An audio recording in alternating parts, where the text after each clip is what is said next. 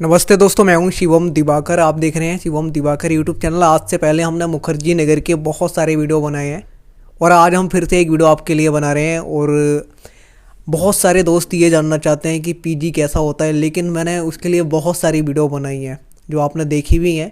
लेकिन आज हम फिर से पायल पीजी में मौजूद हैं और एक वीडियो बना रहे हैं। और बहुत सारे छात्र ये भी जानना चाहते हैं कि दृष्टि की फ़ीस क्या है, अगर हम ज्वाइन करते हैं तो कितनी पे करनी पड़ती है। तो आज हमें एक दृष्टि के ही यूपीएससी एस्पिरेंट मिले हैं। इनका नाम है प्रीति और ये उत्तराखंड से हैं, पायल पीजी में रहते हैं। इनसे ही बात करेंगे कि दृष्टि ने इनको क्या क्या सिखाया, इन्होंने वहाँ से क्या सीखा, कितनी फ़ीस पे की थी और पीजी में क्या कोई प्रॉब्लम आती है। आप ये जानना चाहते हैं और देखना भी चाहते हैं, इसीलिए वीडियो हम ये फिर से बना रहे हैं। सबसे पहले प्रीति, मैं आपसे ये जानना चाहूँगा, ये जो दिल्ली का मुखर्जी नगर है यूपीएससी का हब, उत्तराखंड से आपको यहाँ पे क्यों आना पड़ा? मुझे इसलिए आना पड़ा वहाँ क्योंकि वहाँ पर इन सब चीज़ों की सुविधाएं नहीं थी। और क्या कहते हैं, मतलब एजुकेशन के मामले में उतना ज़्यादा, मतलब सब लोग यही आना चाहते हैं मुखर्जी नगर।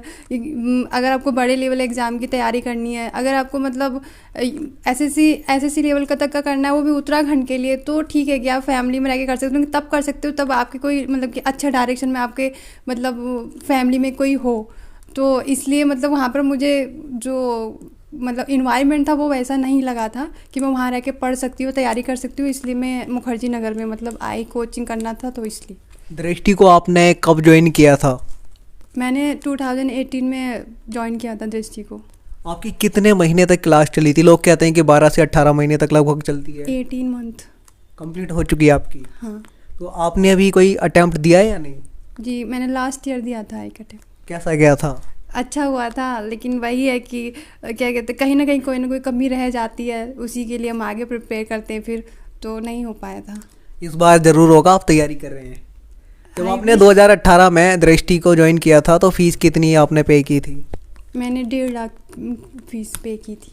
बहुत सारे छात्र ये भी जानना चाहते हैं दृष्टि की फ़ीस कितनी है, तो आप शायद बढ़ चुकी है। जब आपने दृष्टि को ज्वाइन किया 2018 में, तो क्या उन्होंने कुछ अपना स्टडी मटेरियल, बुक्स वगैरह आपको प्रोवाइड कराए थे?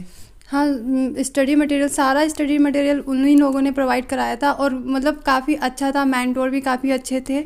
और मतलब मैं उसी को फॉलो करती हूँ, मतलब अदर बुक मैं नहीं पढ़ती हूँ। जो दृष्टि ने मतलब कि हमको क्विक बुक देते हैं और प्रिंटेड नोट्स देते हैं, मैगजीन्स वगैरह सब वही प्रोवाइड कराते हैं हमको। तो उतना अगर आप पढ़ लेते तो इनफ होता है, क्योंकि ज़्यादा बुक पढ़ने से अच्छा है आप कम बुक पढ़ो लेकिन 10 बार उसी का रिवीजन कर लो तो बहुत है। क्या 1.5 लाख के अलावा आपने और भी कोई फीस जमा कराई थी बाद में? नहीं, मेरा 1.5 लाख का पैकेज था, उसी में मेरे सारे सब्जेक्ट इंक्लूड थे। उस टाइम शायद टीचर चेंज नहीं हुए थे जब आप पढ़ते थे? सारे टीचर जो अभी संस्कृति आईएएस में गए हैं वो सब उसी में ही हाँ, थे? सारे उस जो मैंने पढ़ा है, वो जितने संस्कृत आईएएस में टीचर गए हैं वो सब वही थे। और मतलब काफ़ी अच्छे टीचर्स हैं जिनसे मैंने पढ़ा है। वैसे अभी भी अच्छे ही होंगे, क्योंकि टीचर तो सब कोई बुरा नहीं होता, सब अच्छे ही होते हैं। तो लेकिन वो मैं उनसे नहीं पढ़ी हूँ, जिनसे मैं पढ़ी उन्होंने अच्छा पढ़ाया है, तो मैं उन्हीं के लिए मतलब बोलूँगी वो काफ़ी अच्छे टीचर्स। बिल्कुल दोस्तों, दृष्टि को आज हर एक एस्पिरेंट लगभग जानता है। हिंदी मीडियम के लिए सबसे ज़्यादा जो चर्चित नाम है वो दृष्टि है, और कहीं ना कहीं इंग्लिश मीडियम में भी अब दृष्टि शुरू हो चुका है। आज आपको उत्तराखंड के भी जो यूपीएससी एस्पिरेंट है, अब यहाँ आना चाहते हैं या वहाँ से ही तैयारी कर रहे हैं खुद से, उनको आप क्या कहना चाहेंगे? यहाँ पे स्टडी करने में कोई प्रॉब्लम होती है, और क्या यहाँ पे अच्छा माहौल है पढ़ाई करने के लिए? ऑब्वियसली बात है, जहाँ पर अच्छा माहौल होता है वहीं पर सब लोग आते हैं। यहाँ अगर भीड़ है तो इसीलिए है क्योंकि यहाँ पर अच्छा माहौल है। और अगर उन लोगों का मतलब कि घर से सेल्फ स्टडी हो जा रहा है तो अच्छी बात है। मेरा नहीं होता तो इसलिए मैं यहाँ पर हूँ। और मैं तो यही बोलूँगी कि अगर मतलब कि उनके फैमिली वाले उनको मौका देते हैं बाहर आके पढ़ने का, तो उनको आना चाहिए, यहाँ पढ़ना चाहिए। क्योंकि सिर्फ किताबी ज्ञान लेके हमें कुछ नहीं हासिल होता है, प्रैक्टिकल नॉलेज भी बहुत होती है। क्योंकि हम बाहर आते हैं और मतलब कंफर्ट जोन से बाहर निकलते हैं तो हम बहुत कुछ सीखते हैं लाइफ में। अगर हम प्रैक्टिकल करते हैं तो वो हमारे लिए ज़्यादा बेटर होता है, वो हमें ज़िंदगी जीना सिखाता है। तो इसलिए आपका ऑप्शनल सब्जेक्ट क्या है? क्योंकि जब न्यू एस्पिरेंट कहीं ना कहीं यूपीएससी की तैयारी करना शुरू करते हैं तो ऑप्शनल को लेके काफ़ी समस्याएं आती है कि हम कौन सा लें कौन सा ना लें। तो आपके सामने कैसी समस्याएं आई थी और आपका कौन सा है? मेरा ऑप्शनल जो है ज्योग्राफी है। और मेरे सामने मतलब ऐसी, क्योंकि मेरा जो बैकग्राउंड है वैसे मतलब 12th मैंने मतलब बेसिक मेरा हिंदी से किया है, मतलब स्कूलिंग जो की है। लेकिन मैंने बीटेक किया था तो वो इंग्लिश से था। तो मेरा साइंस बैकग्राउंड था, तो मुझे ये थोड़ा सा था कि मतलब मुझे ऐसा सब्जेक्ट चाहिए जिसमें मैं थोड़ा साइंस टच हो, तो मुझे और थोड़ा सा ये भी था कि देश दुनिया के बारे में जानना था, तो इसलिए मैंने ज्योग्राफी को चूज़ किया था कि मुझे मतलब इसके ज़रिए मुझे आगे पढ़ने का उसका मतलब कि इसमें मुझे नॉलेज भी मिल जाएगी और मुझे थोड़ा इंटरेस्ट था, तो इसलिए मैंने ज्योग्राफी ले लिया। क्या आप ग्रेजुएशन कंप्लीट करके आए थे या पहले ही आ गए थे? क्योंकि बहुत सारे एस्पिरेंट ऐसे हैं 12th पास करके ही आ जाते हैं, कहते हैं नहीं हमारे अंदर जुनून है, हम यूपीएससी जाके करेंगे। नहीं, मैं ग्रेजुएशन कंप्लीट करके आई थी। ओके, लड़कियों को क्या कहना चाहेंगे स्पेशल? लड़कियों को मैं यही कहना चाहूँगी कि मतलब बाहर आना चाहिए और अपने पे कॉन्फिडेंस होना चाहिए, मेन बात ये है। और खुद में अगर आप सही हो तो सामने वाला तब तक आपको कोई कुछ नहीं कह सकता जब तक आप मतलब कि डील नहीं डालोगे खुद पर। तो आप मतलब कि फैमिली वालों को भी उनको बाहर भेजना चाहिए और पढ़ने देने का मौका देना चाहिए उनको। और मतलब कि मतलब अगर वो पढ़ना चाहते हैं तो उनको फोर्स नहीं करना चाहिए किसी और चीज़ के लिए, शादी के लिए जैसे बोलते हैं। तो मेरे अकॉर्डिंग तो उनको आना चाहिए, पढ़ना चाहिए और इंडिपेंडेंट बनना चाहिए। शादी के लिए ज़्यादा बोलते हैं क्या घर वाले?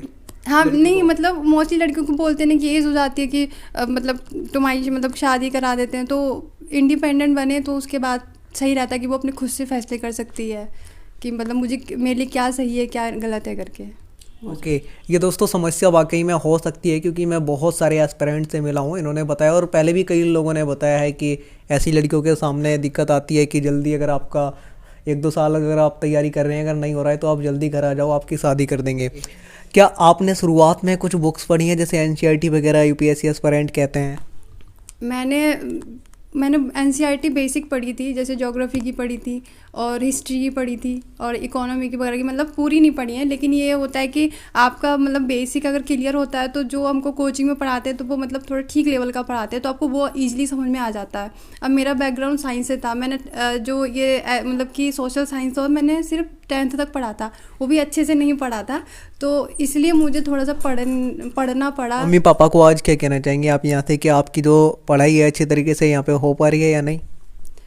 बस मैं उनको मतलब थैंक यू बोलूँगी कि उन्होंने मुझे मतलब इतना मौका दिया पढ़ने का और मुझे मतलब कि सपोर्ट कर रहे हैं और कोशिश कर रही हूँ मैं अपनी तरफ से, और क्या कहते हैं मतलब अच्छे से पढ़ाई हो पा रही है तभी मैं यहाँ हूँ।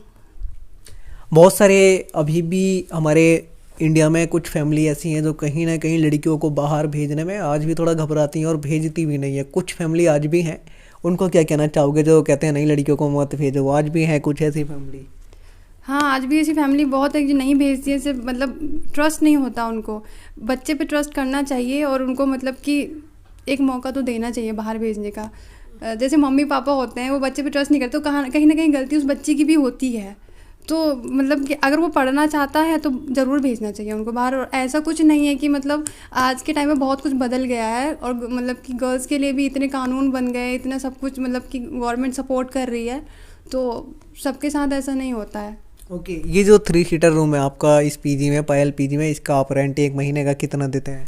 मैं 7,000 देती हूँ। और इसमें 7,000 आप देते हैं, बिजली का बिल अलग से पे करते हैं? हाँ।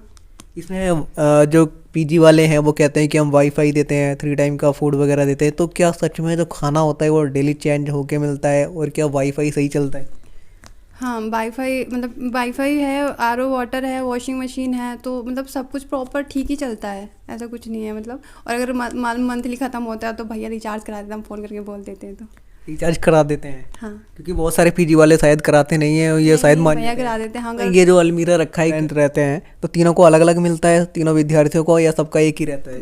नहीं, वो स्पेस के अकॉर्डिंग भी होता है और आपके सामान के अकॉर्डिंग होता है, क्योंकि कुछ लड़कियों का सामान ज़्यादा होता है, तो मतलब अगर रूम में स्पेस है तो उसके अकॉर्डिंग वो दे देते हैं कि मतलब कोई नहीं, ऐसा कुछ इशू नहीं है कि एक ही मिलेगा।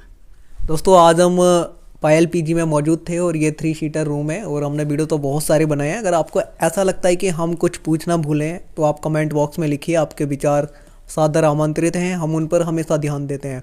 और आप भी अगर मुखर्जी नगर, नेहरू विहार, इंदिरा विकास कॉलोनी, जीटीबी नगर, गोपालपुर, वजीराबाद, संत नगर और इंदिरा विहार, इंदिरा विकास और ढाका विलेज कहीं पे भी रहते हैं या फिर मुखर्जी नगर में और अपना वीडियो हमारे साथ शेयर करना चाहते हैं तो हमारी इंस्टाग्राम आईडी पर जाकर के स्टोरी में मेंशन कर सकते हैं, क्योंकि बहुत सारे दोस्त करते हैं मेंशन और मैं उनका वीडियो ज़रूर लाखों लोगों तक शेयर करता हूँ। एक चीज़ और मैं आपसे जानना चाहूँगा, ये जो सबसे बड़ी परीक्षाओं में से एक होती है यूपीएससी की परीक्षा, आप यूपीएससी को क्रैक करके आईएएस क्यों बनना चाहते हो? आखिर क्यों आपको ऐसा लगा कि मैं एक आईएएस बनूं? क्या सूर्यवंशम मूवी देखी थी आपने भी? नहीं, मैंने सूर्यवंशम मूवी नहीं देखी थी, बस पहले मतलब कि शुरू में मेरा नहीं था कि मैं आईएएस बनूंगी, लेकिन मतलब फैमिली मुझे पता ही नहीं था कि आईएएस कुछ होता है।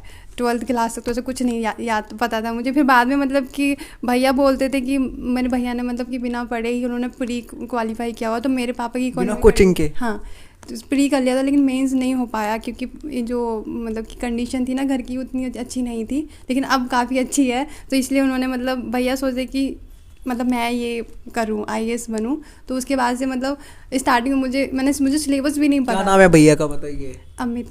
अमित। ओके, ये बहुत अच्छी बात है कि दोस्तों उन्होंने प्रीलिम्स निकाला था। और बताइए क्या करते आगे आप? तो क्या फिर मतलब मुझे धीरे धीरे मुझे यहाँ पर पढ़ने के लिए भेजा गया। मुझे सिलेबस भी नहीं था, सिलेबस भी यहीं आकर पता चला था। तो मैं रोती थी, मुझे लगता था कि मेरे से नहीं हो पाएगा। तो मुझे मतलब भैया दीदी सब मोटिवेट करते थे कि नहीं तुम कर लोगी, और मतलब कि धैर्य रखो। तो धीरे धीरे फिर मुझे लगने लगा, सब चीज़ें मैं पढ़ने लगी कि हाँ मेरे से हो जाएगा। तो मैं मतलब कि अब पढ़ रही हूँ और मेरा भी मतलब वो है कि मैं करूँगी। अब दृष्टि से आपका पूरी तरीके से कंप्लीट हो चुका है कोर्स? हाँ, मतलब कंप्लीट है, कुछ क्लासेस हैं तो हम ऑनलाइन मतलब कर लेंगे। लाइब्रेरी आप जाते हैं और क्या कोई न्यूज़पेपर वगैरह भी पढ़ते हैं? न्यूज़पेपर में मतलब स्टार्टिंग में जब कोचिंग करी थी तब लगाया था, अभी नहीं। अभी तो मतलब जैसे विजन की मैगज़ीन है, और जो ऑनलाइन मतलब एक आध वो क्लासेस होती हैं, एक मतलब करंट अफेयर्स की, तो वो ले लेती हूँ मॉर्निंग में और मैगज़ीन इनफ होता है। लाइब्रेरी जाते हैं या नहीं? लाइब्रेरी में अभी मतलब पहले लगाई थी, लेकिन अभी ठंड के चक्कर में लगाई नहीं, और फिर कोविड हो गया था बीच में, तो इसलिए। लेकिन अब नेक्स्ट मंथ यहाँ पे डेली कितने घंटे पढ़ते हैं अपने भैया का सपना पूरा करने के लिए?